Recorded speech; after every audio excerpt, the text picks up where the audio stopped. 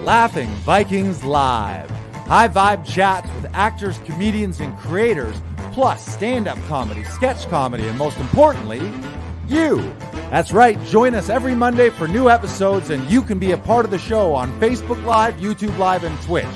Ask questions and interact in the comments, and make sure to share this with your actor, comedian, and creator friends so they can be a part of the show too. Can't make a live show? No problem.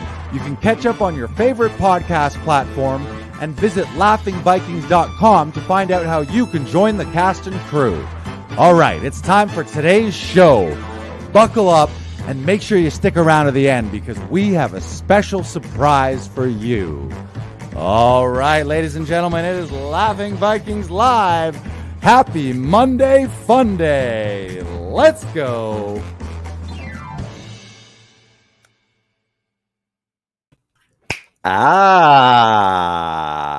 Here we are yet again on a Monday night, our last Monday night of 2021, a look forward into 2022. We did it. The podcast survived another spin around the sun, ladies and gentlemen. You know how many podcasts started and or fizzled out during the year in 2021? Not ours. Ours has survived. We are here. We got the BK Broiler. How you doing, Brandon? I am doing fantastic, Lars. It was a great weekend filled with games, food, and fun. Games, food, and fun? What kind of fairy tale life do you lead here? You were in a winter wonderland. You were in a holiday Hallmark special. Just you and your family. Where were you? Siberia this year? Scarborough. Scarborough. Yeah, that's what I said. Siberia of Scarborough. Scarberia. Yes. Same. I was up in Hawkstone, Ontario, between Barrie and Orillia at Fred and Lois's place. Lois's cousin Derek was also there, so it was a small, intimate 4-person Christmas. It was great. A lot of relaxation and mainly chocolate, cheese, and cribbage. It was a chocolate, cheese, and crib Christmas up there, so it was great. I got to spend time with them. Had Luna up there, took her out on some winter wonderlandy hikes. I'm sure she loved that. Yes, and I got in a couple actually they were like half workout hikes and did some workout because it was like, man, I just graze on like chocolates and chips and sweets. They just kind of have it out, like, you know, when you go somewhere and they just have they have a bowl of nuts and a charcuterie board of cheese and a bowl of chocolate almonds and a box of shortbread cookies, and it's just I literally can't walk past any of that stuff without taking a handful. So then I would be like, oh shit, I gotta not come back 15 pounds heavier after 3 days. The finger foods are where they get you, because it's just like, oh yeah, I'll just have this little thing and I'll have this little thing and this little thing, and then it's a lot of little things. My self-discipline around bowls of anything is little to none. That's why I'm the one saving grace about COVID is when we're on set, it always used to be like little buffets and little, like, you'd go to craft and it would just be a bowl of this, bowl of that, but like bowl of crackers, bowl of cheese, thing of like, and I can't walk by it without grabbing it. So I don't know how to deal with it. I can't say no. If I walk, now you don't have to. in my brain, I think it's because in my brain, plates and bowls with food on them, in my head, the natural order of things is a full plate or a full bowl becomes an empty bowl or a empty plate. So in my brain, my brain is like, the natural order of things is for this to be empty. So I don't stop snacking on it until it's gone. And that's not always a good thing. I need to like electrify them or something, so that every time I go to get a piece of cheese or a bowl of a handful of mixed nuts, so that in my head I have to calculate, like, is this worth it? Like, it really fucking hurts. It really hurts. Or I could just have a little ounce of self-discipline. But I like the shock therapy. We're gonna go with the shock therapy. Next Christmas, I'm going to launch my electrified bowls, the electro plate and the electro bowl. Tired of snacking on those, tired of your binge eating during the holidays. Just like, but really, like, it's a good jolt. It's a very good jolt. Yeah, I think we're onto it. We're onto it. Okay, well, now that we've figured out our $1 million product for next year, one of the great things about the end of the year is there's always that time, and I think you do it naturally, even if you don't set aside time, but the idea of taking a look back in the rear view mirror at your years gone by, and then hopefully taking a look forward to see what you want to build on. So this is Laughing Vikings Live. I'm going to do that again. I was like, what is it even? And then I'm like, we got to get a clean bite. This is Laughing Vikings Live, year in review, view, 2021. A look back and a look forward to 2022. Mm-hmm. That was clean. Yes, that was good. Nice. How we're going to do this, we have put together a list of 10 questions, and I got to shout out one of my coaches, Brendan Burchard, who is the owner and founder of growthday.com. He's one of the guys that I've always have listened to for the last, I don't know, I think I've been onto his teachings and trainings probably for like 6 or 7 years, but a lot in the last year. And he actually does a year-end review. So these 10 questions are from Brendan Burchard, his year-end. I would say he's the #1 high-performance coach in the world, works with Olympians, top business people, past presidents, all kinds of people, like all of the Oprah. I'm sure he's coached Oprah on a regular basis. So we've got 10 questions that we're going to ask ourselves, and we're going to share our thoughts. We're also going to roll some clips throughout the show. We're going to look back at the podcast. Great thing about having your old podcast, when you do a year in review, you just go look through your own Google Drive, and you're like, oh, what are the highlights of my life? They're all in Google right now. Our entire life is on the cloud. We can just watch our whole year literally in review on social media right now. So we're going to do that. And what we suggest you guys do as we go along, maybe write those 10 questions down. Brandon's going to throw them up on the board. We're going to discuss them because that's how you get better, right? You look at the past factually, but you also want to bask in some of your victories. Some of this is going to sound like bragging today. I'm not going to lie. It's going to sound like, oh, Brandon and Lars tooting their own horns. You're fucking right. We're going to toot our horns because our horns make beautiful music and horns are for tooting, right? Toot, toot. Toot, toot. So let's go. We're going to toot some horns, but generally this is just for us to remember our wins. Do this at home as you're listening. Write down the questions, write down your own answers. Take some time to do this because you deserve it, and it'll make you feel good about your past year. And if there were things that you need to improve upon, you'll figure that out and hopefully be better next year. So question number 1, BK Broiler, what is it? What were your favorite moments and memories of 2021? Ooh, favorite memories. I'll do a couple. Comedy Alley, the birth of Comedy Alley here at Laughing Vikings. That was incredible. We did, I think we did around 30-ish, little over 30 shows. We were doing mostly shows every Friday and Saturday here at Comedy Alley with pro comedians, small, intimate audiences. And there were so many times throughout the year where it'd be in the middle of the show, either when I was on stage hosting or I'd just be in the back of the alley. It sounds even weird to say. I'd be in the back of the alley and I would just be looking like at all these magical people and these magical performers and under the lights in this special space. And I'd be like, this is fucking pure magic right now. It was just something that was nothing a year ago. And then now it was a thing. So I'm super proud of that, super happy about that. And often the DJ was killing it. DJ BK Broiler, just nailing it. And you were the announcer. You were often the doorman as well. So I think and what do you want? Like, these achievements don't need to be big and or small, but I think they should have that feeling of this is something. Like that's almost what it was. I'd be looking around and like sometimes it'd be like, I don't even know where I am, how this happened, how we're all in an alley, but I know it's something and it feels fucking magical. So many times I did that and I was like, I love this. And there was only at most, there was 25 people there. We've done shows of what, like up to 1,000 people in nice big banquet halls and conference centers. But man, there was something special about Comedy Alley. Agree or disagree, Brandon? Oh, I agree. There was something magical about Comedy Alley. just having all the people there, and like sometimes, especially towards the later part of it, when it was really cold outside, and like just seeing people like so committed to like wanting to stay, and like, I don't care, get us a blanket, get us something warm, we want to stay, we want to see these comedians perform. Yeah, And like, yeah. so wonderful.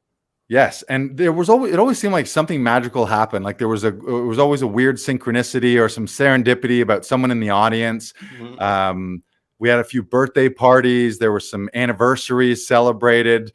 There was weird coincidences where like someone was visiting from Wales, and two of the comedians had spent time in Wales. Yeah. So like there was always weird things. Like it was just always something magical would come out of it. Yeah, almost to the point where it drove me nuts. I was like, this is too perfect. This is like, can we just have a shitty show that doesn't feel good and is terrible for once? And it never happened. It never, whether it was a sellout or if there was just 4 people in the crowd, it was like, it was magic. So speaking of Comedy Alley, you can go to laughingvikings.com/Comedy Alley. And what you can do is you can join the wait list for our next tickets here in Comedy Alley in the spring. Yeah, you can also get it through laughingvikings.com/links. Yeah, you can also go to laughingvikings.com/links if you want to go Brandon's route. But I'm telling you, if you go laughingvikings.com/Comedy Alley, you're going to save 1 click. You're going to save 1 click. You'll be right there. And what you'll also get is you'll join the wait list, so you'll be the first to hear about when we release the new shows and who the new comedians are. And by the way, the comedians, that part was magic. How many like Juno Award winners, multi JFL performers, people who have multiple albums out, who have toured across this country. They've done literally every festival in Canada. You heard them on the radio, you've seen them on TV, and in such a close-up, intimate spot. Like I was sometimes jealous of audience members where I'm like, you have no idea that you're 6 feet from 4 Canadian Comedy Award winners and you paid like barely anything for it. Like the tickets should be $400 next season. I think for every headliner you see, it's going to be $100. I don't know if that's an official ticket announcement right there, but I feel like we could raise the tickets. All right. Maybe we'll have a meeting on that. Yeah, we'll have a meeting on that. But if you go to there, you can get on the wait list right now to Comedy Alley, and you'll get 50% off the first show. So by joining the wait list, you get half-price tickets. And I'll go out on a limb and say that there's no limit to that. If you were like, let's bring my best 10 friends, I'll give you 50% off all of those 10 tickets. It's the power of knowing a guy, right? Wow. I know a guy. Favorite moments for you? What else? Favorite moment for me was performing and doing the laughter. The Laughter was a show that I did with Stephen Elliott Jackson and Kate MacArthur about Lou Costello and Lucille Ball. And it was a fictional story told before a true event that happened, and about true events that were happening to those 2 comedians at that point in their lives. And it was a story I've always really wanted to tell. And it was a dream come true for me. And working with Stephen and Kate was absolutely phenomenal. I love both of those 2 people, and thank you for going on that journey with me, because it was a treat. Fuck yeah. Dreams come true. That's what, like, if you're not looking back at your last year and have some bucket list checks going, that's why you're here this year, to figure that out and get it sorted for 2022. So in a year, you're being like, man, all those magic moments. That was great. And I did see that it was in Zoom format at the Hamilton Fringe. You were fantastic. I hate to do this to you, but I don't like, sorry, not sorry. Give me a little Lou, give me a line from there. Hey there, how you doing, everyone? Good to see y'all. Hope you're doing well in your 2021s. And wishing you all a happy new year. Amazing. Can you also just, again, this is me getting very greedy. What if Lou Costello came and introduced a Comedy Alley show? So welcome the audience to a Comedy Alley show. Luke, guess who's hosting? Our guest host tonight, Lou Costello. Hey, welcome to Comedy Alley, everybody. We're going to go and do a great show for you. It's going to be a banger of a show, and it's going to be a wonderful night of comedy. And we're going to see some fantastic professional comedians that have been all around the world. You're underpaying for what you're getting right now. Hey, yeah. And just by the way, who's on first? Who? Yes. The first baseman. That's great. A couple other things, favorite moments, memories. I got to give a shout out to my dad, Citizen of the Year. So one thing for me that was really special about this holidays is I was home in Aurelia, Hawkstone, as I said, and my dad was alive and able to be enjoying a regular Christmas Eve, despite, the only thing that wasn't regular about it is we're still under a little bit of restrictions here. So maybe not as much of the social things happening, but just to be around him. Whereas a year ago, we did a Zoom Christmas because like nobody had a Christmas last year. Everyone was kind of on their own. So we did a Zoom Christmas, and he was in the ICU at Aurelia Soldiers Memorial Hospital at the time. And we just got like an audio Merry Christmas wish, but he was really in rough shape. So to have him around throughout the year and then to see him win Citizen of the Year for Aurelia was amazing. Super proud and very happy to have him. And also shout out to, I do know a lot of people personally who lost loved ones as well too. And that's one of the toughest things about any year is some of the things you look back that weren't the best. So shout out to all those people. I don't know, raise up a glass in their honor, in their memory, and continue to live your life as a legacy and as a tribute to theirs, I guess is all you can say. But and the other thing, so I'll go from actually, no, that's good. I'm fine. Those are my two favorite moments and memories. We're not going to share all of these, but I would say you could have a list of, write them all down. If you got a list of 5, you got a list of 10. If you have something you'd like to share in the comments, please let us know. Yes, was just going to say, as you're watching live, share your answers with us, and we'll throw them up for you, and we'll share in some of your victories. Yes. All right, moving on. Question number 2 to ask yourself as you look back at your year in the review: what achievements or wins, big or small, are you most proud of in 2021? What did those wins mean to you? That's a good one. And so I've got a couple things. I'll say first and foremost here for Laughing Vikings Actors Audition Club. We did over almost 700 audition sessions here this past year. And I can break it down. That was in studio. That was 400 members did in studio audition sessions. Sorry, not 400 members, but 400 sessions. Non-members, so people who weren't in the club, that was 170. And then members did 60 Zoom sessions and non-members did 32 Zoom sessions. So all told, it's just under, the number's actually 663. So collectively, I don't have a breakdown between who was running the sessions, but shout out to Brandon, to me, to Lucy, to Kat, to Amy, who else? Nick for Worda ran some sessions. So that I'm super proud of. And I know that there was dozens and dozens of bookings as well. So to be a part of that community where creatively we're getting in on the creative process and able to help a performer and actor craft a professional audition either in studio or via Zoom that ends up booking them a role.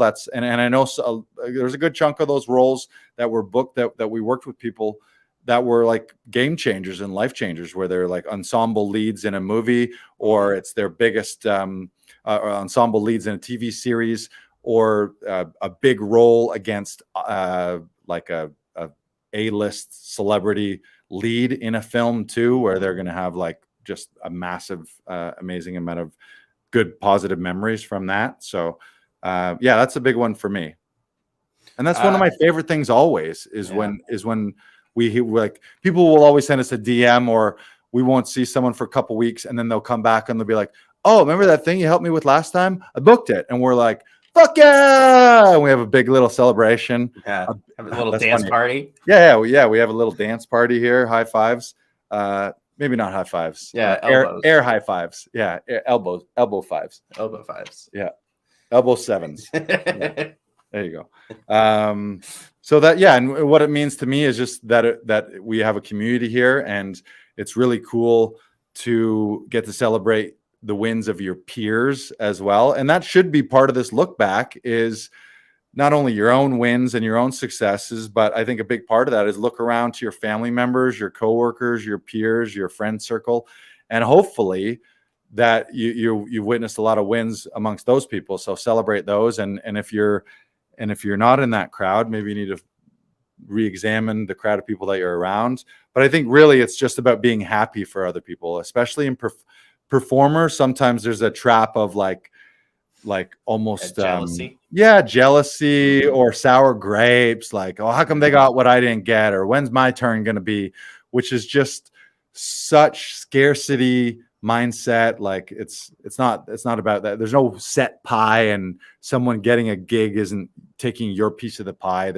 We live in an abundant world with more productions and more opportunities than ever before. So you should only be celebrating other people's successes. And if you didn't have as many as you would have hoped compared to what they would want to, probably stop comparing yourself to them and just focus on your own life. But the other option is be inspired by those people rather than being like, oh, how did they get that and I didn't get that? Like you get what you get and you don't get what you don't get. I think the biggest thing for me is being able to leave the restaurant job that I've had for 3+ years, and I'm now going to be working with Laughing Vikings full time. Huge. And I'm very excited for that, and I'm very excited to continue growing with Laughing Vikings, to continue to help people book roles and continue to uplift and inspire everyone that comes through those doors. Shout out to you. And it was interesting because I was watching you begrudgingly still to take one last shift throughout the year and go do a thing that you admittedly don't really like you're not inspired by it. You didn't like the travel back and forth, no, all that stuff, and also for not a ton of money either. So it was exciting for me to see you do that. Congratulations on making that leap. I know there's always a little like clingy, like you, especially when it comes down to income. You can kind of cling to an old source of income that holds you back from making a leap in entertainment. But just you got to shake and I'm not saying you personally, but if anyone has that sort of starving artist, again, like there's more abundance and more wealth, even in times like now where things have all been on a shuffle because of a global pandemic. There's still just enough, or just the same amount, if not more money. It's just money's changing hands and wealth is changing hands. So it's just figure out how to it's picking up new skills so that you're able to stay in the business, right? So that you're not only acting all the time. Because I've done that before, where I left a job at Costco that I was at for 7 years I did a year of only acting, and it wasn't, I had to go back into doing a Joe job because I didn't budget myself properly. I didn't think there was as much work to it, and I thought things would start coming to me, and that's not the mindset I needed to get behind. I needed to get behind finding different ways of making money and different avenues of doing the thing that I love in a different way, and finding something in the business that was sustainable, but maybe not as that was just as sustainable, and that has been the biggest thing. And coming here and working with you, Lars, and working with everyone at Laughing Vikings has been a dream come true. Yes, well, thank you. And we're lucky to have you, and all the actors who run through sessions with you are lucky to have you as a session director. I know that you care a lot. You always add a lot to it. You in your head, you never want to let them leave. Like sometimes people are like, oh yeah, it's good enough. Yeah, I'm okay with that. But if you have a spark of an idea, like, oh, what about one more thing, one more little moment, or one more little choice, or one more little layer to weave in, or a new moment before, or a new button at the end, or just literally anything, just a little physical thing. Who knows what it is? But I know that you like me, often you'll work with people to get that moment rather than being like, okay, yeah, you're good, and you're not really taking responsibility, which I mean, which comes down to treating people's other auditions like they're your own, because they're your friends and clients and people that we care about in the community here. So like I think the reason you care is because you do care. Like it's not like you're pretending to care because you want to do a good job. You actually care, and you actually are rooting for all these people, and the creative in you as well. When you have an idea, there's like, we're all these creators and we like to play God. And whether you're a writer or an actor or a director, part of it is being able to like think of an idea and then turn it into a thing.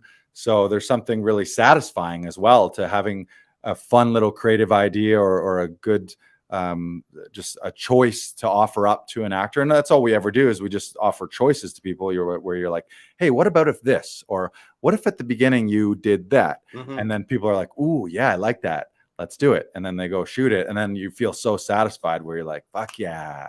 Yeah, I had an idea and somebody liked it and did something with it. And then they booked a lead in a series. They took the idea and like took it even further, and you're like, oh my god, that's even better than I thought it was going to be. Yeah, which is kind of what you're supposed to do as a director, is kind of feed the imagination of the actors, and then really let the actor make the choice. Like I wouldn't necessarily give them the exact. I'd be like, well, what if there's something a little physical, or give me a little funny wave at the end, or like a wink, or what would you say if the scene just kept running and they didn't say cut, what's the next thing you would say? And then they flush out a few and you hone it. But yeah, that's great.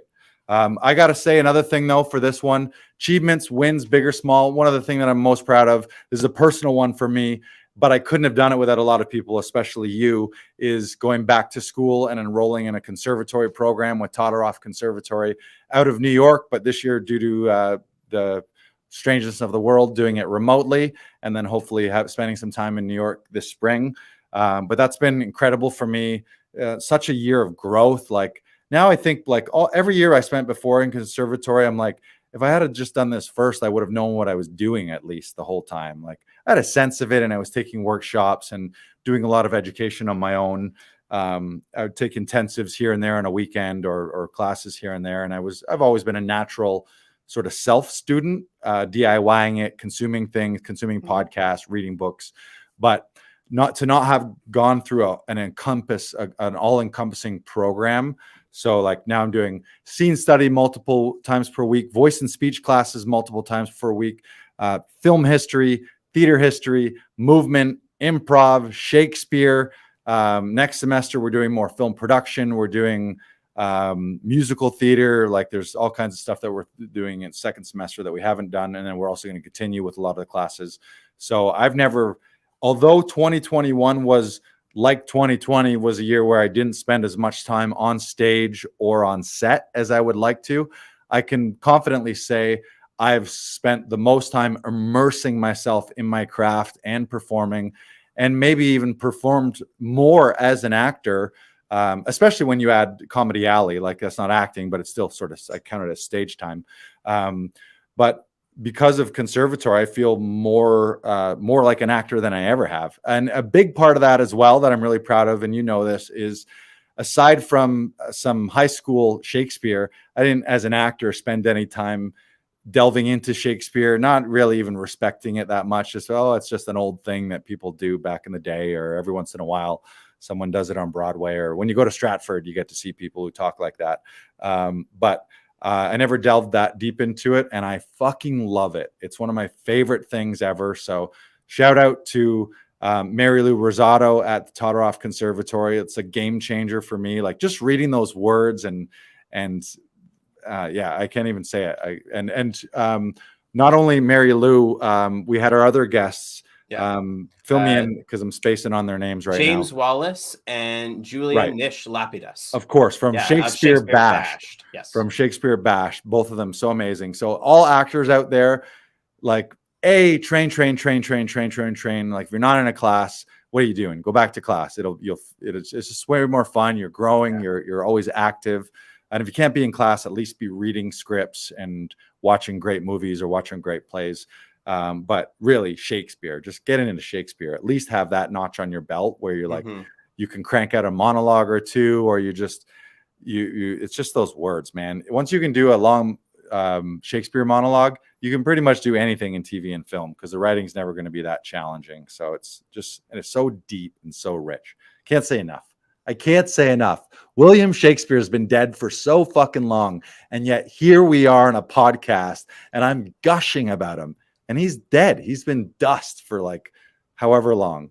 How long? 1,700 years. Who knows? He's been dead for 6 million years, and yet here we are.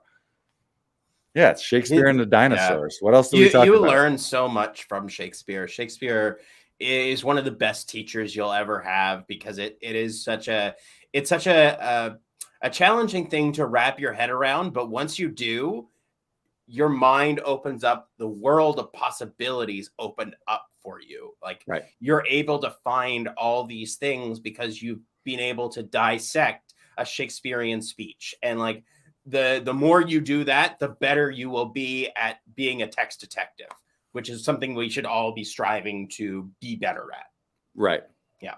Yeah. And under the same heading, Tom always tells us this, that great actors need to find great writers. So it's like, you don't become a great actor on crappy words. No. You have to find the best writing, and then that brings the best out of you as a human. And if the term is actors are professional human beings, acting in these imaginary, being truthful in these given circumstances of the script, you need to find the best writing about human experience to then experience it as an actor and become the best. So love all those. I love the fact that like old movies that I watched this past year and old plays, like all the plays that you like, Streetcar Named Desire, Arthur Miller, All My Sons, old ones like the Greek, like not just Shakespeare, the old Greek tragedies, which predate Shakespeare. I never touched any of that stuff, and I sort of knew of it, but now like my appreciation for film and television and for dramaturgy, theater is like tenfold. And the crazy thing is, the more you learn about something, the more you start to appreciate how much you don't know. So it's just like, now I'm just at the tip of the iceberg of this giant Shakespeare iceberg. I'm at the bottom of Shakespeare Mountain, trying to get to the top of Shakespeare Mountain. And there's a lot. You know what you need to go to the top of Shakespeare Mountain? Do you have another point for this? Or well, I was gonna shout you out because as a Christmas present, Brandon gave me the hard copy of Much Ado About Nothing. Also gave me another book called The Shakespeare Companion. There he is, right there, old Billy Shakes. Old Billy. And then the other one, which I fucking love already, and I'm taking a deep dive into him already, is Henry V and all the epic speeches in Henry V. So thank you for that. What were you going to say about Shakespeare Mountain? So the best way to climb up Shakespeare Mountain is with a ton of gumption. Pure and plain gumption. Good old gumption, heart, and a can-do attitude. Here come the gumption boys, the good old gumption boys. And we just come in and like, see, that's a team I want to cheer for. I want to cheer for the people that are just putting their effort in and getting no results, but they still keep going for it. No. I'm going to back you up on that one. We are getting results, because that's how you get results. You get results with gumption. Sometimes a little pure, good old gumption. When you're down on your luck, what do you need to do? Turn up the old gumption meter with the gumption boys. I like that. I like the gumption meter. Gumption. Yeah. Like this. Oh, gumption level over 9,000. That's great. Yeah, and sorry, we forgot to let you guys know. I've been ranting and raving here about this last year, but this is also going to be a clip show. So we're going to show a lot of clips. I forgot to be. I got to go like and roll the clip. I love that though. Can we just in real time do that? Ready? Yeah. Here come the gumption boys, the good old gumption boys. Right? All right. Like a tag team wrestling group called the Gumption Boys. They get their asses kicked. Like the Gumption Boys would be a great tag team duo. Yeah, we get our asses handed to us, but we never Every quit time. because we got so much gumption. So sooner or later, the champs just get tired, and we're like, "What? They got gumption. We We're just got going to gumption for days. give the belt to the gumption boys." All right, next Exactly. question. So, who were your favorite people in your life in 2021? What did you learn from them, and about your relationship with them? You want to go first? No, you go first. All right. The first category is just in the category of coaches. And this relates to conservatory. Of course, Tom Todoroff has been a game changer for me, and not only in the acting world, but also just in some of his life perspectives as well. And just the idea of fighting for what you want in your life and then going after it. And then also adding humor to everything. Like he adds a lot of fight in my life and also a lot of humor and joy as well. But shout out to two other coaches. So all of the conservatory people, all of the faculty members at the Let me say that again. I'm getting choked up. All of the faculty members at the Todoroff Conservatory. I can't name them all because there's a ton and we only have so much podcast time. But I love all of them. And people always ask me, what's your favorite class? And I'm like, I love them all. I can't even say that. But the other coaches are, shout out to James Wedmore from Business by Design. He's my business coach here, our digital business coach for Laughing Vikings. So it's been a game changer. I enrolled in Business by Design in July. So we've been slowly but surely changing the digital business that is Laughing Vikings and Actors Audition Club. And I learned so much from James and his podcast. Shout out to Mind Your Business podcast, it's called. Am I getting it right? Just look up James Wedmore, Business by Design, and I think it's Mind Your Business. But so much mindset work he does. I love everything he says about abundance and just having an abundant mentality and that kind of mindset. But also the tactical stuff. Like the guy's brilliant. So shout out to James. And the other one would be Brendan Burchard from Growth Day, who's the #1 high performance coach in the world. And I just digest his books and his podcasts. And I'm also in his program, his business program, Influencer Business Program. And a few of these things you'll find if you go to laughingvikings.com/tools, you'll find some of these. Specifically, you'll find Growth Day there. But at laughingvikings.com/tools, you can sign up for a free Growth Day account, which is the #1 personal growth platform. It's an app that is sort of an it is an all-inclusive personal growth platform that literally does everything you could possibly want to do in the world of personal growth. So shout out to Brendan, shout out to James Wedmore, and shout out to Tom Todoroff and the entire Todoroff faculty. I gotta go. 2021 is the year of the coach for me. But a quick PS.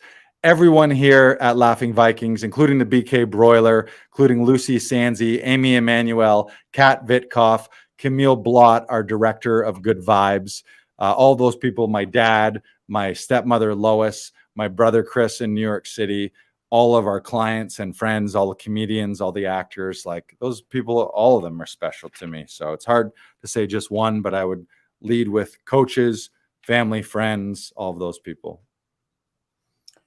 Well, you were one of my favorite people this year, Lars. Shut up. Favorite? Oh, yeah. Favorite? Like, yeah. Okay. So here's the deal. Favorite, like. Well, I don't think there's any better compliment than just saying this, Lars. You're now part of my bubble. Wow. Okay. Yeah. All right. Nice. Yeah. You've been here a lot. So yeah, I guess we have breathed the same air. We have breathed the same air. Right. And that's not nothing anymore. Right. Yeah. And two things. Shout out to you. I mean, all your all the work you do here at the audition sessions, all the work you do behind the scenes on the podcast, editing these into clips, and like you think it's challenging to get through one of these episodes. Brandon's got to then listen to it immediately afterwards. So he's like, imagine having to do this and then have to like do it all over again right afterwards. That's what he does.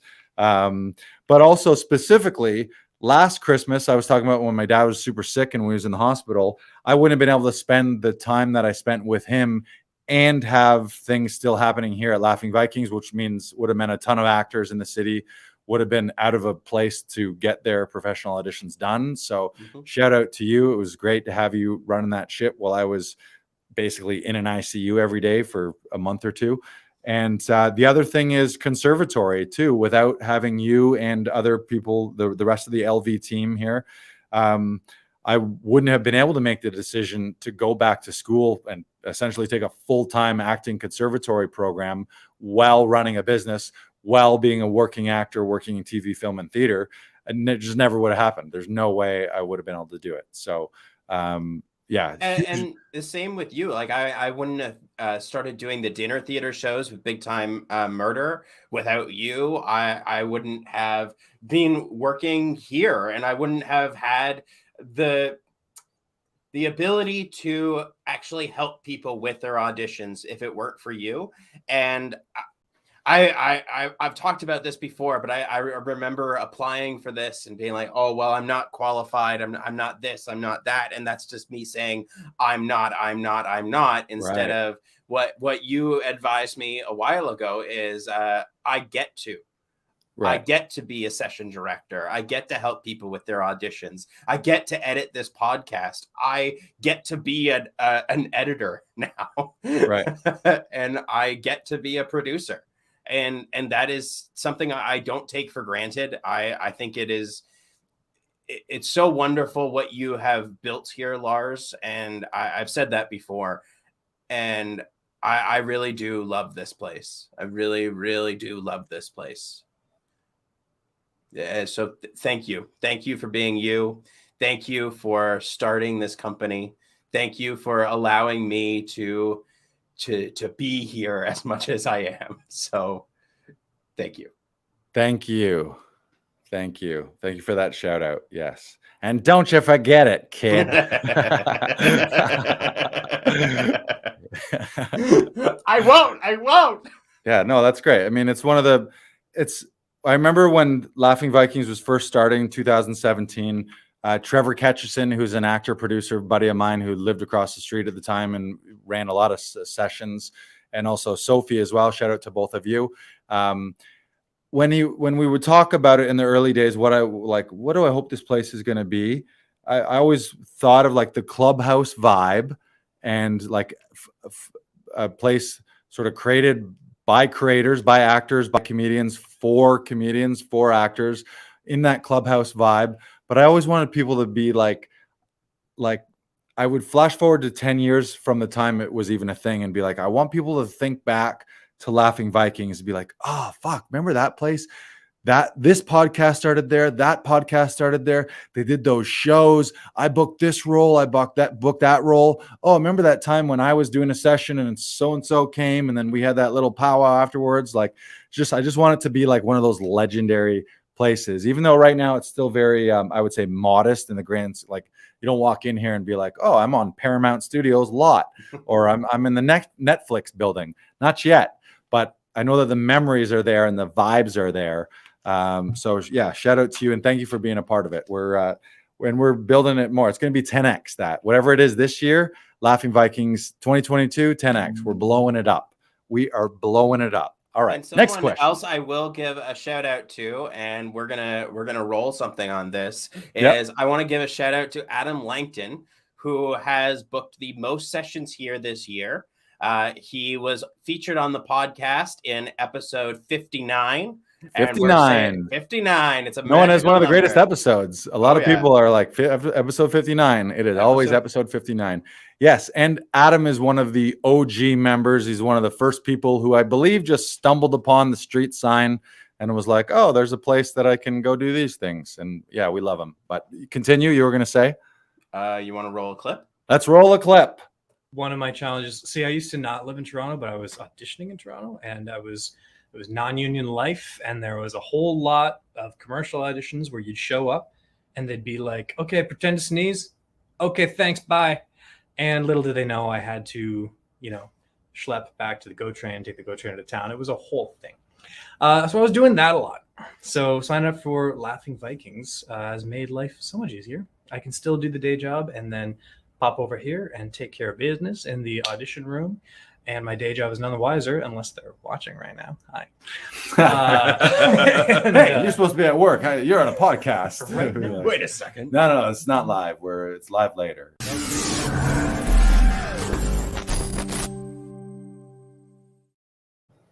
Shout out to the OG Adam Langton. Yes, yeah. So the next question. Oh, did you have something left? Well, I was just going to say, reminder to anyone, if maybe you've stumbled upon this episode, Actors Audition Club here at Laughing Vikings. What do? We help actors rehearse and record professional auditions, either via Zoom or in studio, so that you can forget the tech troubles, you can stop bugging your family and friends, and ultimately book more roles in TV, film, theater, and commercials. And we've been doing a great job of doing that. So I love it. I absolutely love actors. And the other thing too is in the category of helping people achieve their dreams, our mission here at Laughing Vikings as a company is to uplift, inspire, and empower a global audience of 1 billion people. How? By helping 1,000 actors and comedians share their stories via TV, film, and live performances, whether that's helping them create their own projects and being a part of that somehow, or helping them book dream roles here in the studio or over Zoom. That's what we're all about. We're lifting everybody up, and we're just taking it to the top. Now that I read that, I read the mission statement, and at first I was like, 1 billion people. I was like, that's so many. And now I'm like, isn't there like 9 billion people on the earth? Like, if 1 billion people are going to hear about us, maybe the other 8 billion ought to as well. So maybe it needs to be, our mission is to uplift, inspire, and empower everyone. Everyone. Yeah, a global audience. Yeah, like, because what is that? 1 out of 9, like 1 billion is only 1 out of 9 people, you know? Yeah. I'll tell you what, we'll start with 1 billion and then we'll go from there. Yeah, exactly. But Adam's one more shout out thing. We had 64 actors enroll in Actors Audition Club throughout the year. Oh, so sweet. We're 6, and the goal for 2022, I'm going to throw it out there, is we're going to get to 1,000 members. So that's more than 10x, but we're going to go from 64 to 1,000 members, actors, comedians in Actors Audition Club. So that is the plan, and just stay tuned because it's going to happen in 2022.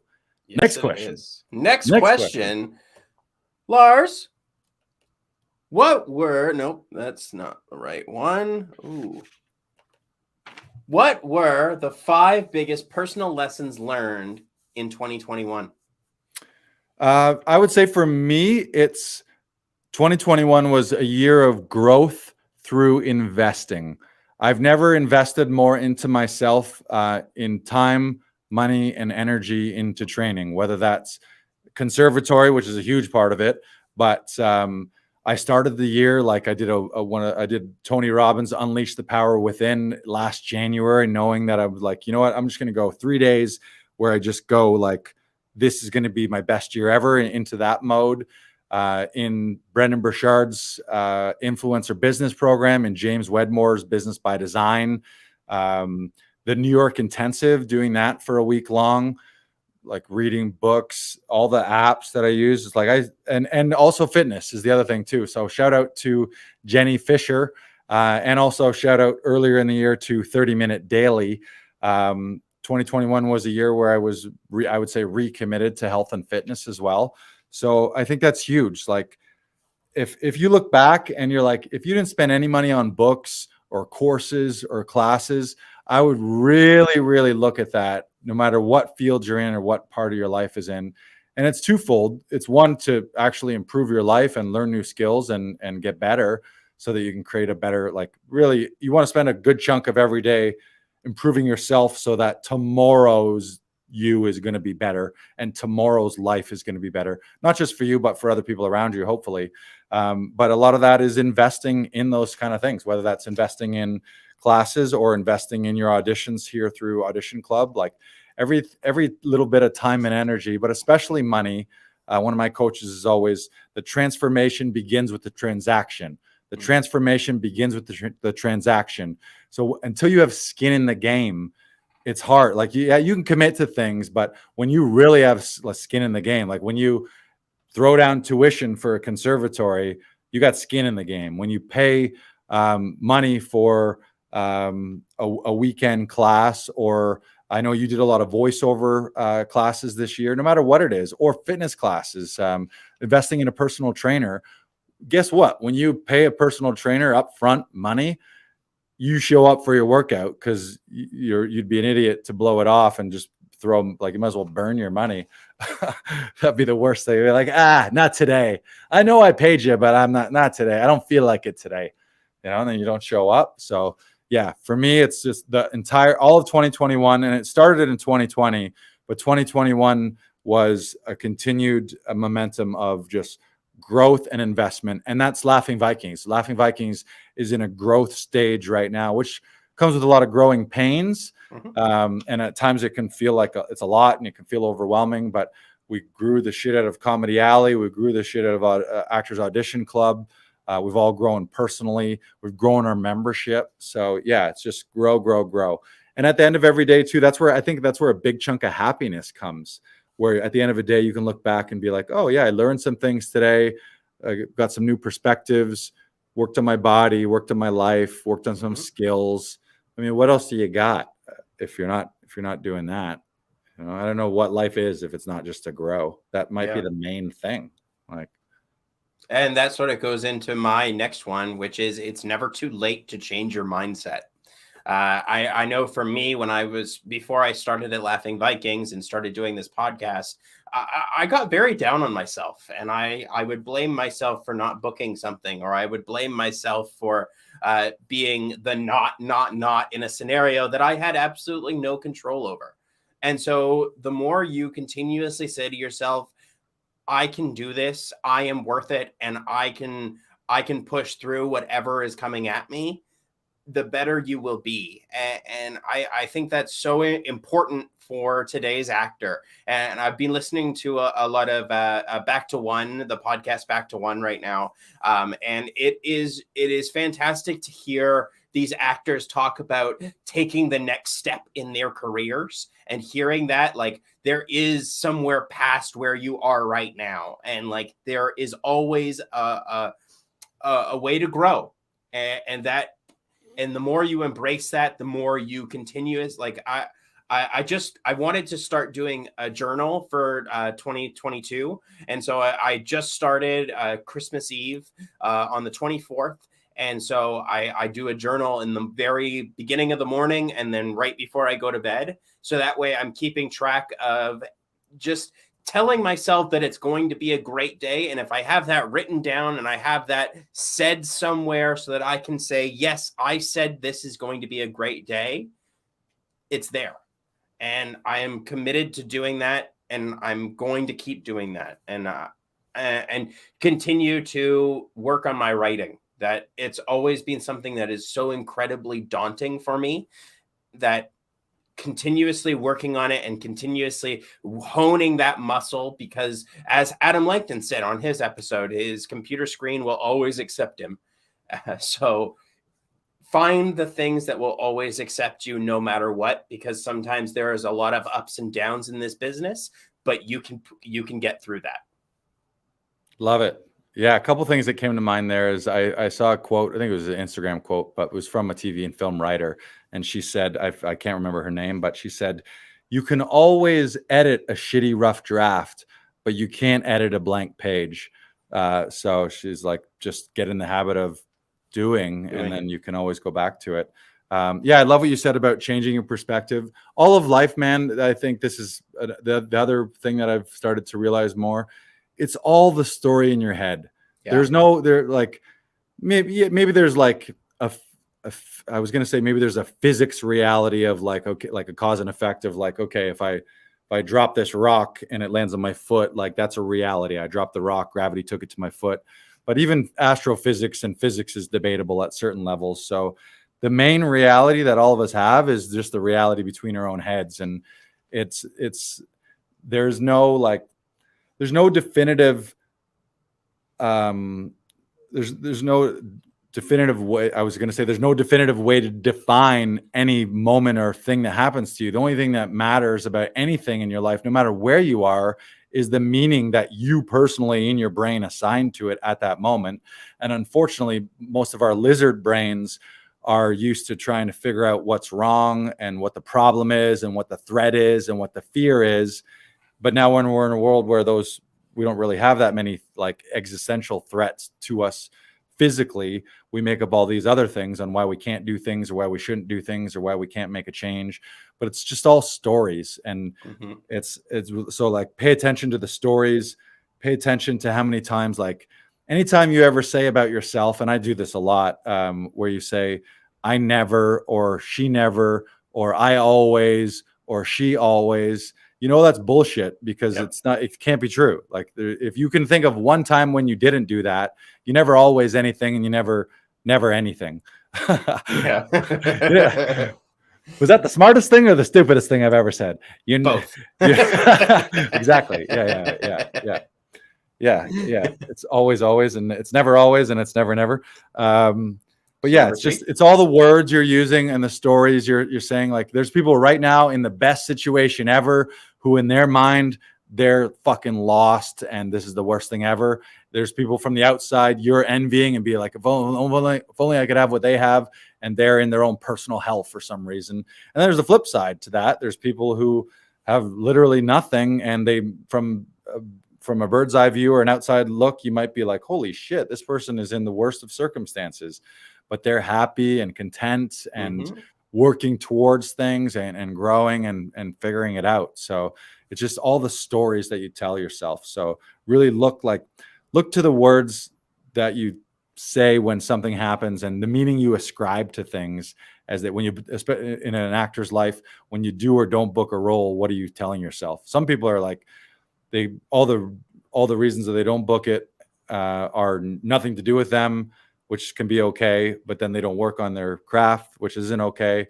And other people do the opposite, where it's all like, it's all my fault, and I suck, not coming into account with all the other reasons that you could have been amazing and you just didn't book that one. So there's different ways you can think about things, but yeah. Rant over. Yeah. So number three. What? Number three on the biggest personal lessons. We're not going to go through 5. We don't have the time to go through 5 of these. That's right. My top one is just growth and it was growth and investing. Oh, one more quickie, and we've already talked about it. It's just abundance. We live in the most abundant time ever of all of human history. So if you're stuck in a starving artist mode or and I know this is a hard thing to say, and people right now, if you're feeling prickly and pringly and be like, oh, how can Lars say this in the middle of a global pandemic?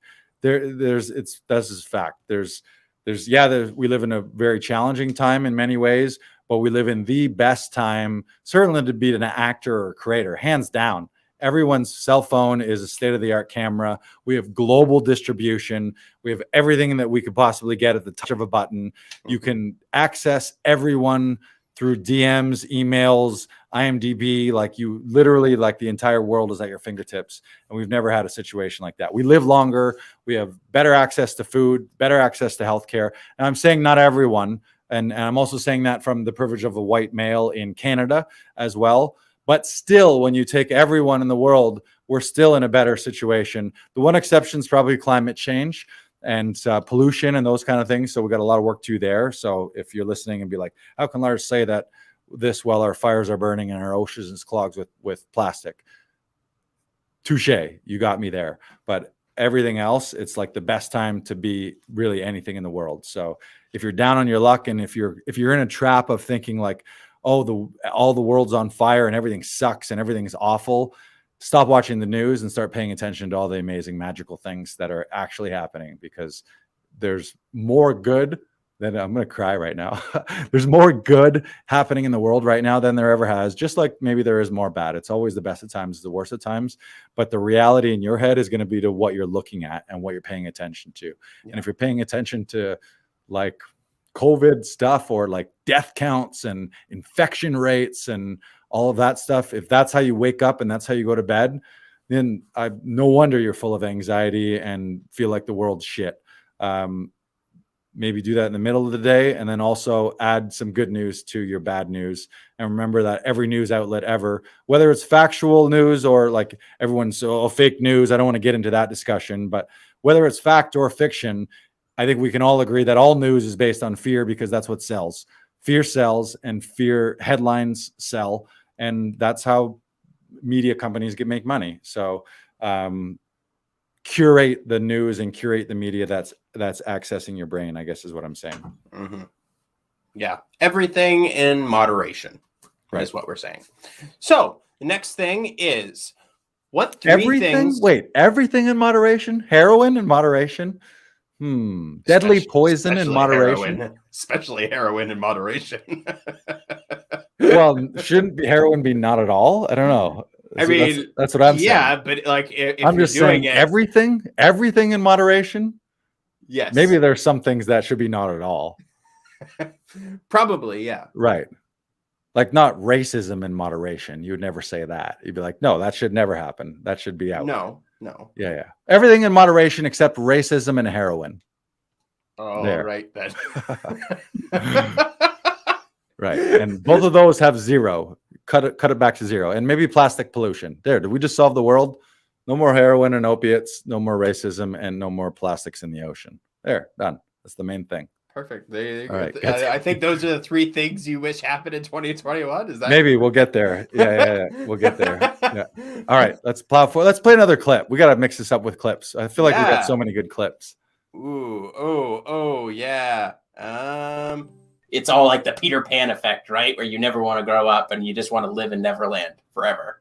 Yeah. I really don't think there's anyone that grows up. It's just they're forced to act that way.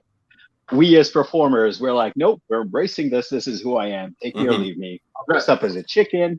I'll dress up as a I don't know, Pillsbury Dough dude, whatever it is. I'm good. Hey. Yes. Shout out to actors are kids. Shout out to Taz Garcia. I was watching that episode where we're talking about Peter Pan, and I'm looking at myself wearing a happy face shirt, standing in an alley where we were doing alley shows. You'd be like, "What do you mean I'm not growing up?" As I'm wearing a sailor's cap, a captain's cap here as well. Taz Garcia, friend of the show, friend of Laughing Vikings. Co-founder of the Movie Expo, and also an author. Check out his books, From No to Whoa, and From Zero to Hero as well. So, Lars, what three things do you wish happened in 2021 that did not? And what can you learn from that? And what goals can you set because of that? Great question. It's funny when this comes up, like my first answers were all like, not enough. Like I wanted more. Like they were like, I wanted more roles on TV. Obviously, I would have rather spent more time on stage or on set in 2021. Those are big ones. More members here at Laughing Vikings, a larger community in Actors Audition Club. More shows, more live shows. So it's funny how it's like, no matter what you get, there's always this feeling of like, oh, I want more, which is growth, but it's also like, you got to also appreciate what you got as well. So, because I remember you mentioned like you're right. There can always be another level, but also the level you're at right now, especially for performers, if you have any kind of resume, and tons of people who come through Laughing Viking circles have amazing resumes, yet we're all feeling like we're striving towards the next thing. So it's that idea of where you're at right now. Some older version of you dreamed of being in your shoes today, and other people out there dream of being exactly where you are. Like think of an actor who has never done anything because they've never got out of the phase of like, oh, I really want to give this a shot. And in their head, they're like, oh, I'd love to be an actor, but they're still an accountant somewhere. They would kill to have any the one audition or one booking or one silent on camera commercial spot that they were in where they're like, oh my God, I was a background person. I was an extra in a movie, and there's the star, and right behind him, there's me. Like those are little, small wins early on, but then you take for granted later on, not realizing that, one version of me like would have fucking thought everything I'm doing now was amazing, but my weird lizard brain is like, I need more. So it's weird. It's a weird paradox. I think that's one of the major human paradoxes, and what makes us is we can enjoy nothing. Like you can just sit and appreciate nothing and just be like, this is great. But we're also like constantly striving and constantly up leveling and creating these crazy new things and trying to figure out how to go to Mars. Like it's mind blowing. But yeah, those were my three. Now that I see those though, I think that those are all external. Like that's kind of me saying like, oh, because I'll never be happy about any of those. And if this year I have more days on set and I do more shows and we have more members, next year the numbers that I'm going to need are more. So I think I should change that perspective just to internal things like more personal discipline, which would mean like spending more of my days at the beginning and at the end of the night planning and going over my schedule or setting my goals and really breaking down my time, or the personal discipline of better nutrition, not eating as many bowls of snacks, doing more workouts, like all of those things, I think, and mindset work. So just that I think, because everything my first instinct was more this, more that, but there'll be no end to that. So I think my corrected answer needs to be personal actions that I take, like how I set up my life. And then I would probably add in there just taking time to feel the day and have gratitude for moments and just be like those Comedy Alley moments where it's just like, oh, this is a magical moment. So at the end of the day, I can at least think like, oh yeah, for an hour of my time, that was fucking pure bliss, you know?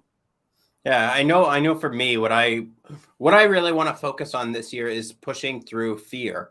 And like there's a lot of limitations that I've set for myself, and there's a lot of limitations that we set for ourselves in our daily lives that we can't wrap our minds around, that we continuously say, oh, I can't do that, or I don't want to do that, or like we justify why we shouldn't do something because of blah blah blah, or whatever it is. That's one of the sneakiest things that we do.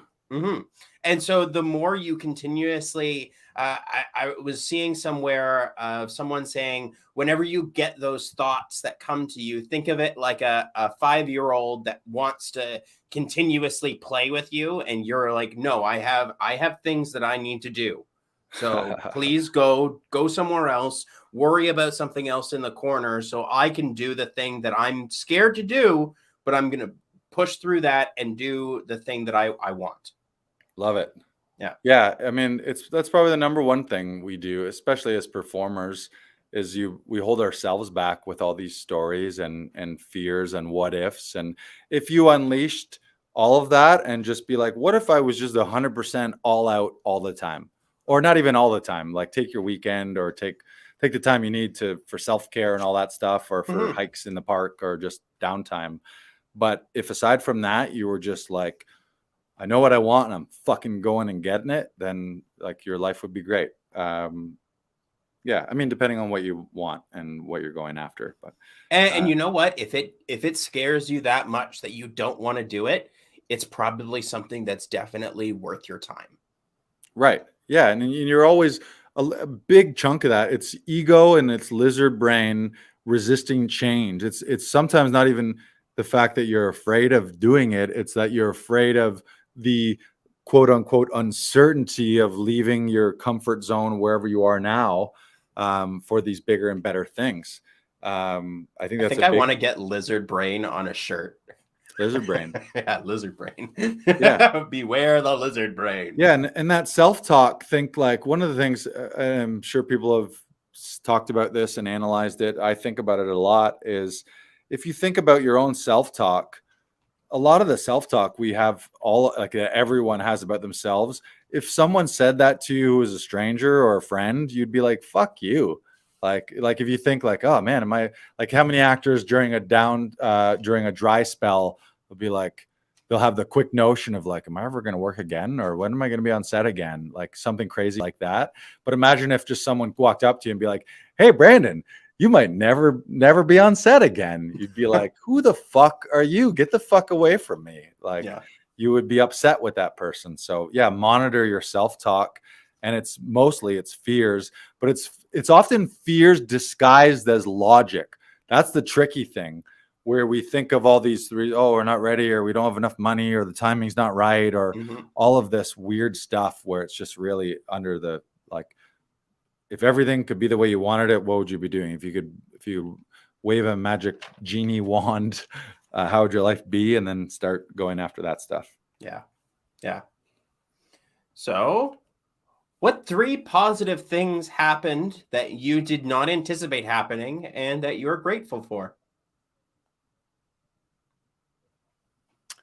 I'm going to go, my top 3 are Comedy Alley, because that's something that I did not, like, beginning of 2021 was not on my radar at all. That was a response to our lockdowns, and the first couple of shows we had like gathering limits of 5 and 10 people anyways. So it was like literally the first time in, I don't know how many months. I feel like it was November till June or July. Like, so for like 8 months, we were in some kind of modified lockdown. And then all of a sudden we were doing shows in an alley here. That came out of nowhere for me. So that for sure, Comedy Alley, just the magic of that. And to be around performers and to be able to give all my comedian friends stage time.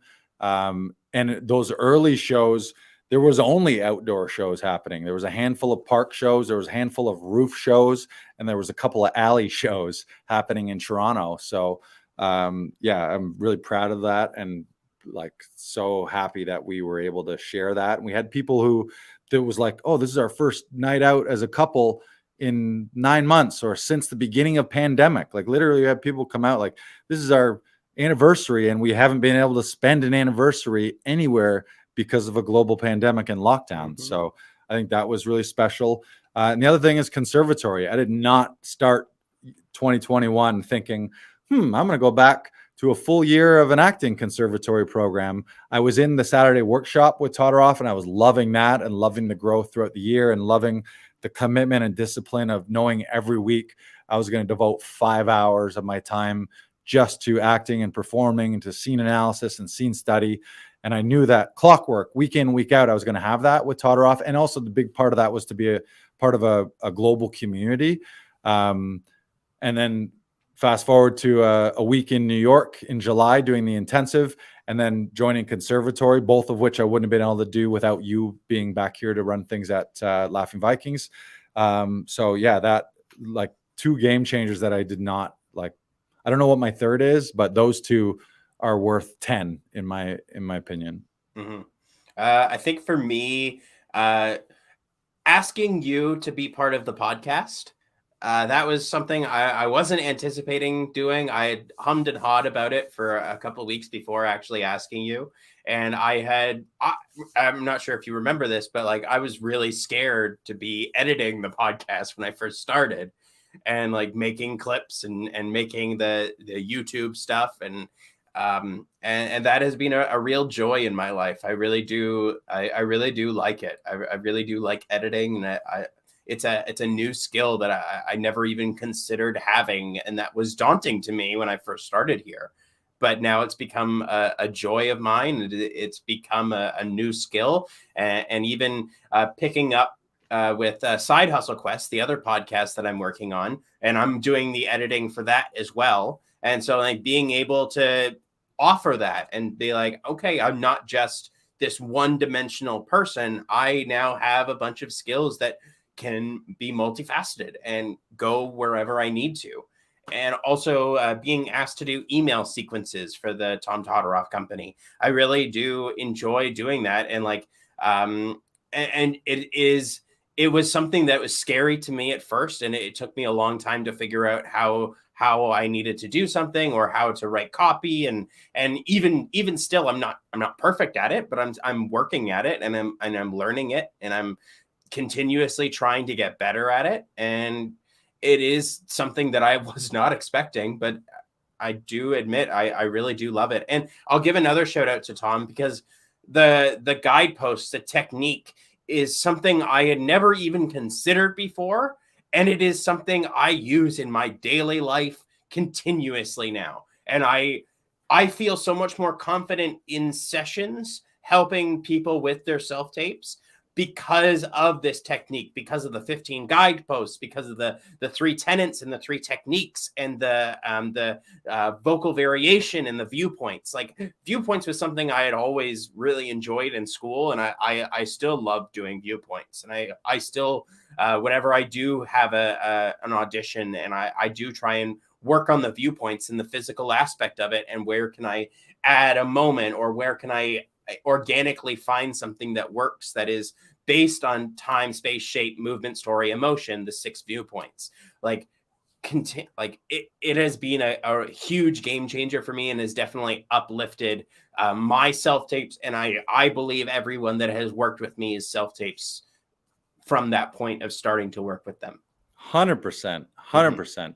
Yeah, there was times in the past where I was helping people run sessions and or doing my own, but where we'd finish a take, and I'd be like, in my head, I'm like, I know that's not it. Feels like something missing, but I didn't know what it was. Or comedy was different. Comedy is sort of like, if it's funny kind of thing. But if it was something that you wouldn't classify as a comedy, or if it wasn't like outright sketch comedy, a lot of the times I would be like at a loss to be like, I didn't have the words. I couldn't have the directions, and I didn't even know what it was supposed to be. Like, what makes a good scene. And that's what that system, having a system, any system really, I think that's a good lesson. Like, if growth and investing is one theme, just systematizing everything, like figuring out how can you have certain repeatable processes, maybe right down to a checklist that you just, okay, this is how I do these things. And then that takes so much burden and pressure off of having to do everything wonky and like piecemeal and just ragtag every time, where you're just kind of like winging it. But it's like, yeah, with the guidepost specifically, you can say basically look at a scene or look at an audition and look down the guidepost and be like, check, check, check, or look at lines and chunks in a text and then just be like, ooh, there's a good spot for some game playing and role playing, or oh, that's a discovery. Oh shit, circle that. That's an event. Like all of that stuff is so useful. So yeah, I love it. And I love what you said about your new skills too. Like, think about in 2021, what a fucking valuable skill podcast editing is. There's 2.2 million podcasts on Earth right now. You know how much content that is? That's insane. And that's a thing that didn't exist. Like, you couldn't think about when you could go to like, oh, I got a editing podcast diploma from DeVry. Like, that's not a thing. But shout out to you, and shout out to all the self-starters. It's like, you pretty much learn everything by watching a few hours YouTube videos.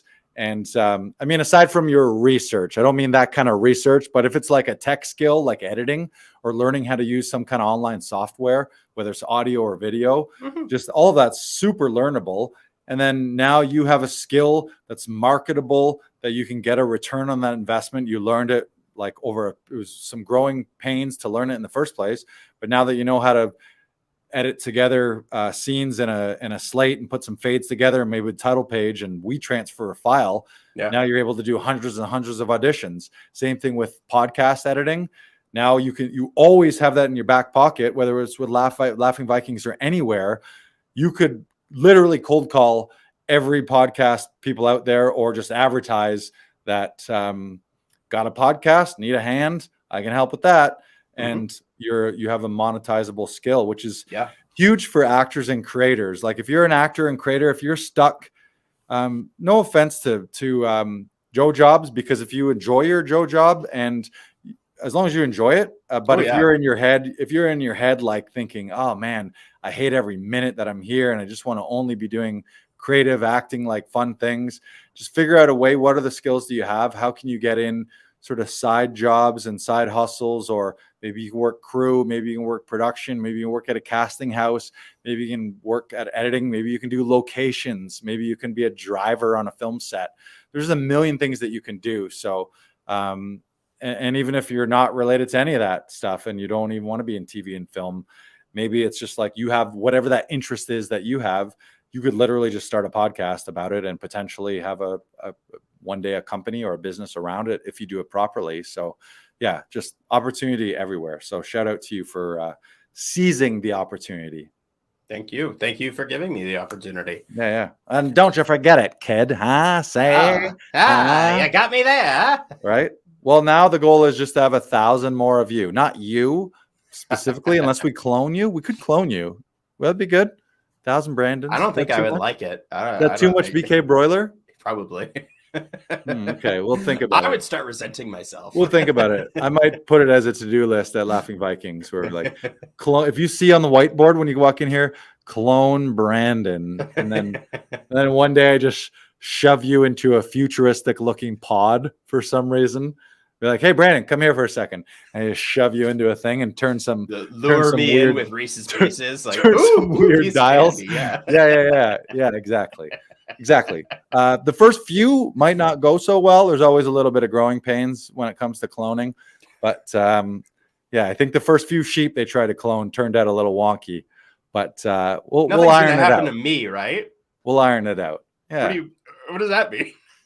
I mean, I'm just saying, no, you'll be fine, but the clones might come out wonky. Yeah. Oh yeah, I'll be fine. You'll be fine. All right. So we got another clip? Yeah, we do. Yeah, we do. This.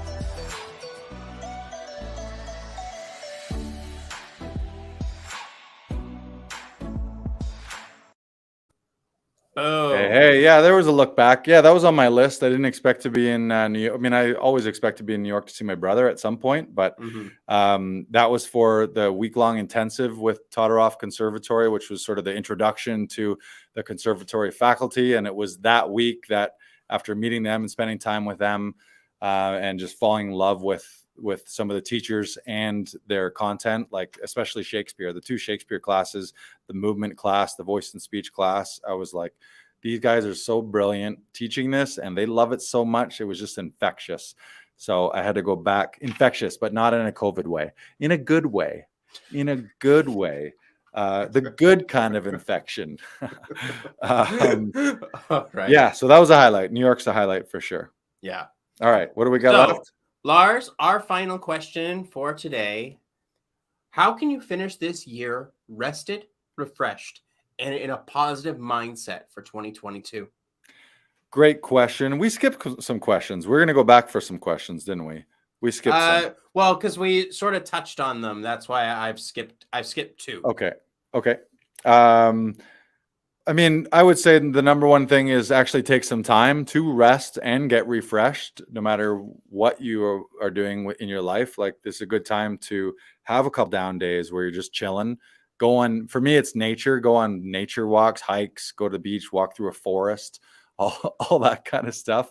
And then actually do a year-end review like we're doing now. It's like, how do you feel refreshed? It's like, at some point you gotta, especially in today's fast-paced world, it's really easy to sort of just get in a trance and just days go by and weeks go by and months go by, and you never really take a moment, or like even a moment for a lot of people is like, oh, you want me to just sit still and think about my life for 5 minutes? That's too much.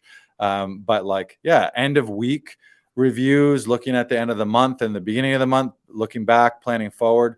And certainly right now's the time to look back on all your wins and your successes, give yourself credit for everything that you have accomplished, and then figure out what, if you don't like some of those answers, what can you start changing?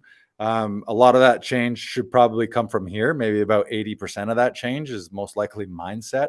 And then just build in some actions and activities into your life. So yeah, I would say do this review, go through these 10 questions and give your own answers, share them with family and friends, and then actually like look at a calendar ahead of time and be like, what do I want to do this year? How am I going to plan that out? Despite all the uncertainty, plan what you can. Some people, your lizard brain might trick you into thinking, oh, it's too uncertain. The world's crazy. I don't know about travel. I don't know about all that stuff. And I've found myself doing that. But you still got to plan your life and be in the driver's seat. And if there's things that you want to do with your life and with your career, start making those decisions right now. And instead of thinking immediately, oh, I can't because of blank, think, how can I?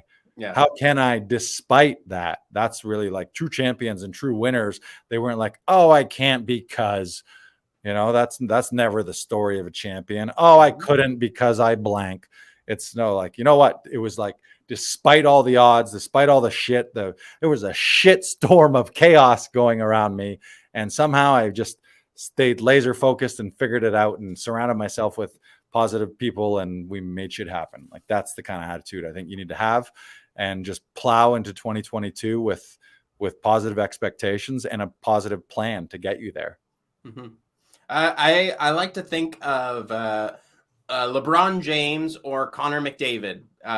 LeBron James plays basketball and has been playing for 19 seasons. And continuously he has changed throughout his career to adapt to age, circumstance, who he's playing with, and continuously surprises everyone. Like right now he's on a 5-game 30-point streak or something. And so like he continuously grows and outfits his game so that it suits what he needs at that moment for his body, for his team, for making sure that he's ready to go into the playoffs so that he can make a championship run out of it. And like he has continuously worked his mindset. And Connor McDavid, one of the best hockey players playing in the game today, was continuously working on his one-timer shot this year, which he has never really worked on before, and continuously is trying to get better at. And like his teammates make fun of him sometimes because sometimes they're fantastic one-timers and sometimes they're not that great. But you know what? If you continuously work on perfecting something that you may not be as good at right now, but you continuously work on that skill, you will progressively get better. It's like what Lars and I were doing at the summertime, and just continuously playing basketball and continuously working on our shots and just getting out there, having fun, and just getting some exercise. Like, the more you do that and the more you find things that are helpful to you and inspiring to you, acting is not the be all end all. And it's like Tom has said before, and we said that at the beginning of the podcast, you are a professional human being. And so get out there, get out in the world, do things that scare you, have fun, and find the joy in everything that you're doing, because you know what? There's so much more out there for you, especially if you have a mindset of things are going to be great because I am a great person. And I believe that you are. Love it. Love it. I'm going to shout out another guy that I've been paying a lot of attention to. His name is Rob Dyrdek. He has a podcast called Build with Rob and a company called the Dyrdek Machine. Most people might know Rob Dyrdek as the host of Ridiculousness. It's hard to say. Ridiculousness, sort of a viral video clip show. He was also had a show called Robin Big. Previous to that, he was a professional skateboarder and then became sort of a businessman. Not sort of, he's a massive businessman. Dyrdek Machine, essentially what they do is they build companies. So he sort of built his own Dragon's Den. And one of the things that he talks about and says is the idea of winning before you start.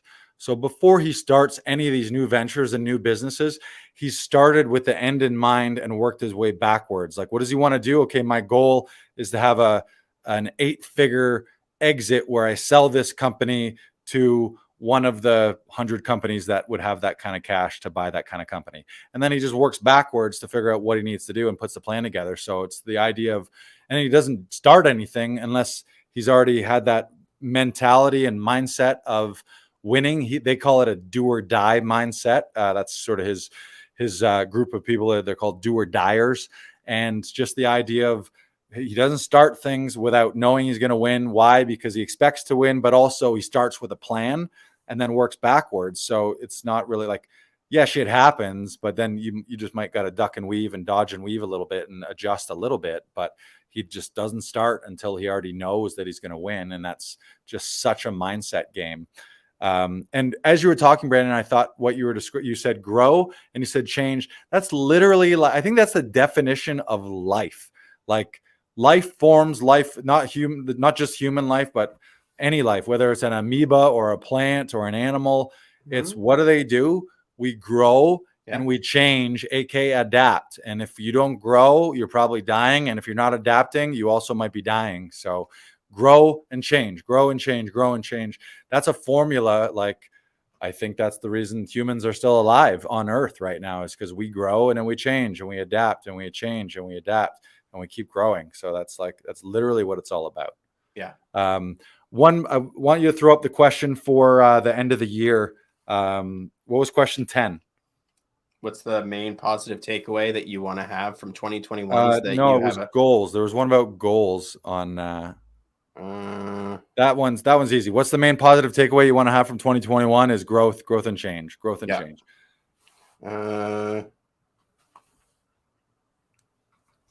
The biggest, I lost it. 1 second. No swearing.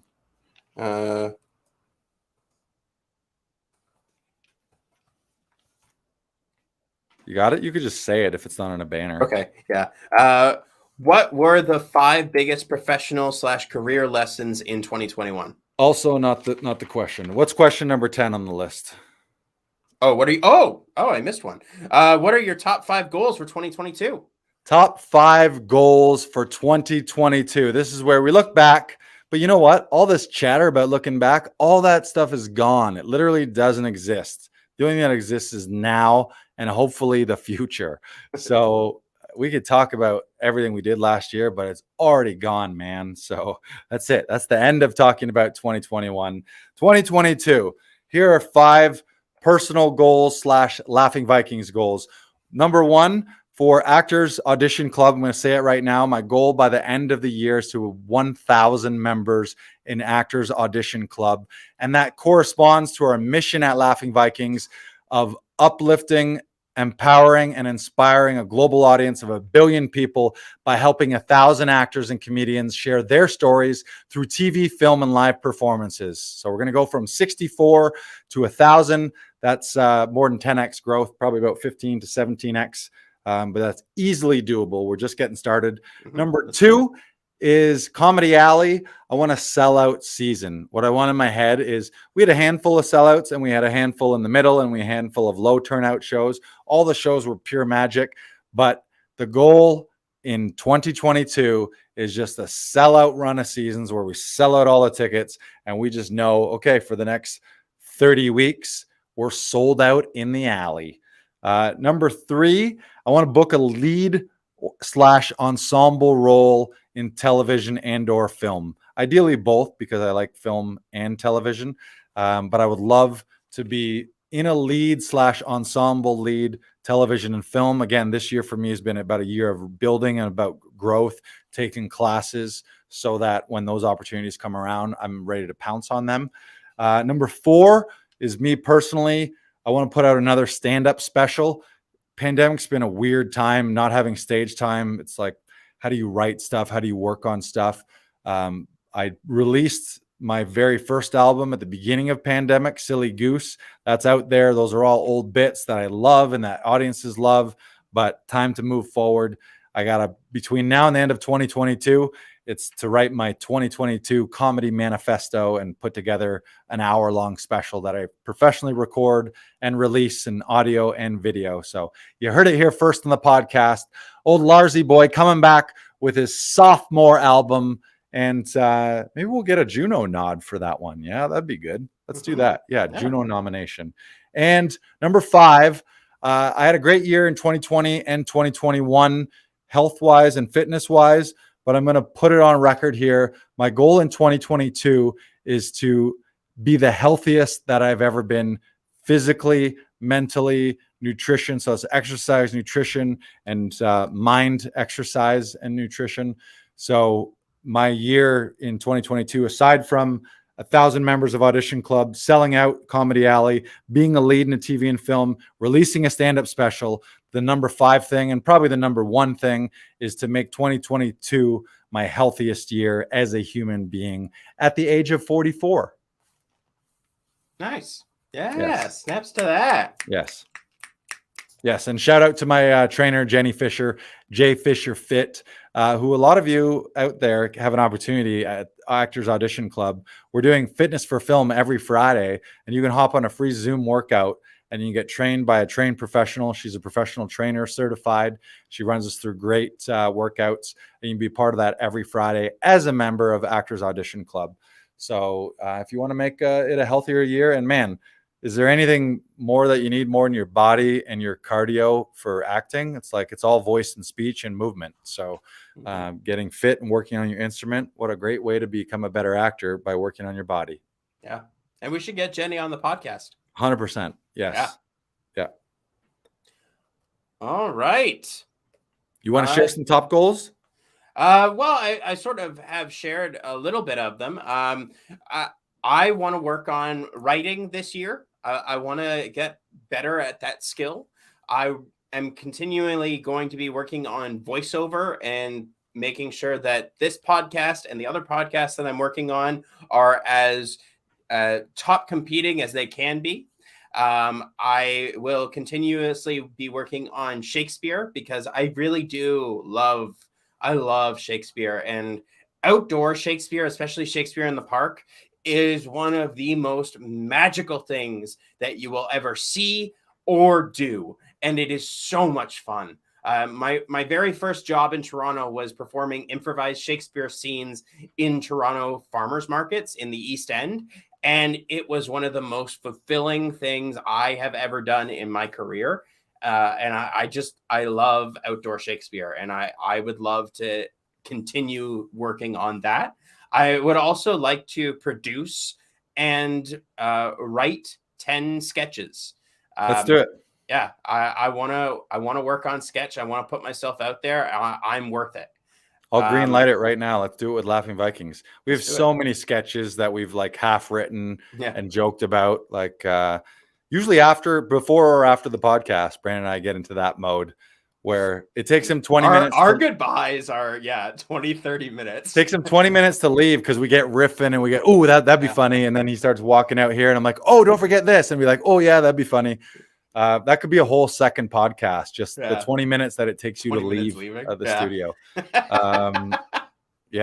And sketches and or a show. That's the next evolution of Laughing Vikings, is producing our own content for TV and film. I think a sketch show is a no-brainer. We have so much comedic talent, us of course, but also other people who are involved in Laughing Vikings. As far as I actually think that you should change, instead of booking a lead role in a TV or film, you should create a lead role in a TV or film for yourself. Okay, because that's something that you have control over. Yeah, that's way easier. I feel I actually, when you say that, I feel way. It's funny. I wouldn't have said this a few years ago, but now I feel that is a much shorter. I feel it's a shorter distance to do. It's easier for me to just create a show and then find the right people to pitch it to and get it made than to audition relentlessly and then maybe land one. I mean, who knows how it works out, but the first option of creating it myself, that seems like a for sure no-brainer. Like it'll get done. It's just a matter of with who and exactly when. Yeah. Whereas playing the game of auditions, you're sort of a good chunk of that is always out of your control because you're just asking to be a part of someone else's party.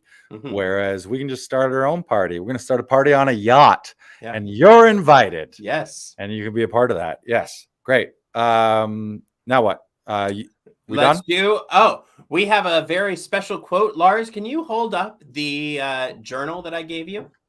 Oh, you see what he did there? I think that's called virtue signaling. Hey, hold up the gift I gave you.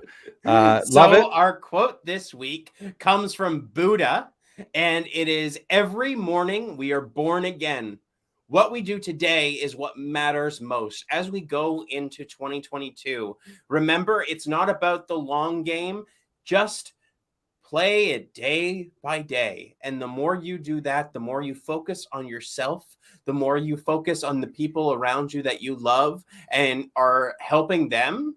That's what really matters. That's what you'll remember at the end of the day.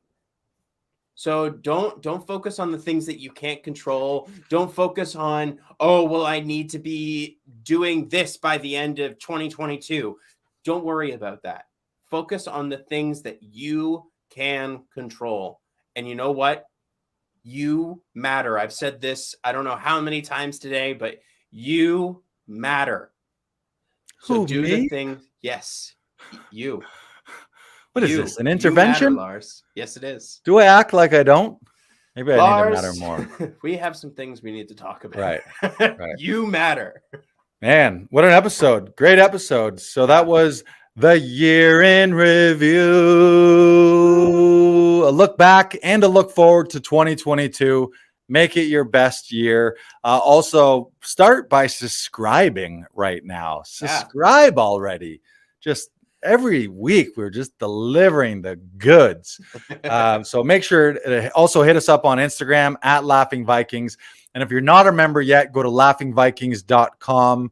Let's just send them to laughingvikings.com/links. All the important links are there. laughingvikings.com/link. You can book sessions. You can become a member. You can grab Comedy Alley tickets, get on the wait list. You can subscribe to the YouTube channel there. It's all there.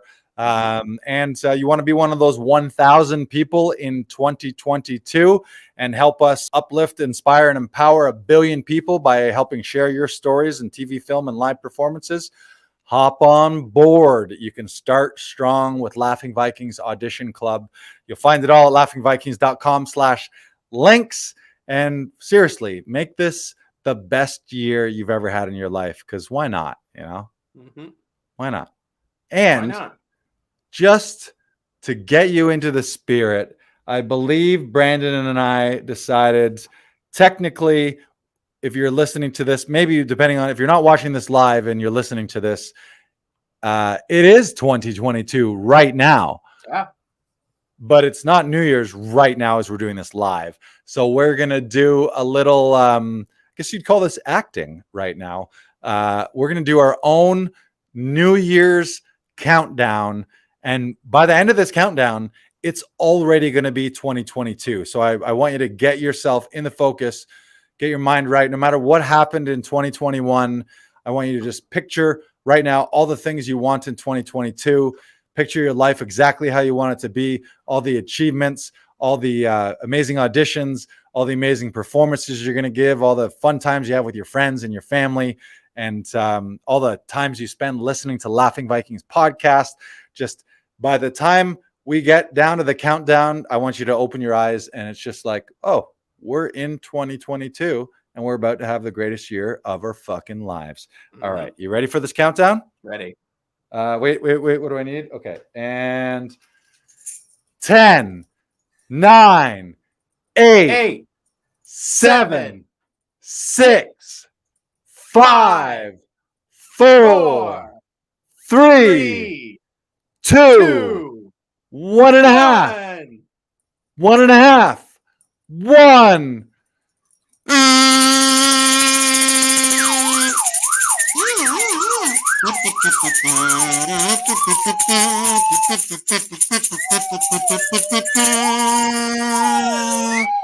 Happy New Year, everyone. You did it. You survived another spin around the sun. Most people in history are dead, but you're alive, still killing it. You're not a ghost. You're still doing it. Congrats to you. Seriously, billions and billions of people before you have come and they are all now gone. Yet you are here to make something happen in 2022. So thank you for being a part of Laughing Vikings. Thank you for listening every week. And God, we are going to have a hell of a year. Oh, wait, we got one more thing. Weird. I got a ghost. That's Ghost. cool. Ghost can. Oh. Watch this. Ready? Cheers. An on-air salute. Cheers. There you go. Cheers with my Love green the screen invisible can. Yeah. Watch this. Ready? I'm gonna pour. Ooh, look at that. Ooh. Movie magic. All right. Here's a toast. Cheers. To you, Brandon Knox, to Laughing You, Vikings, to all of our actor, creator, comedian friends in our community at Actors Audition Club, and everyone who's come to a Laughing Vikings show at Comedy Alley or otherwise. We love you. Thank you for being a part of the community. And cheers to a great year, and cheers to a better year in 2022. Goodbye.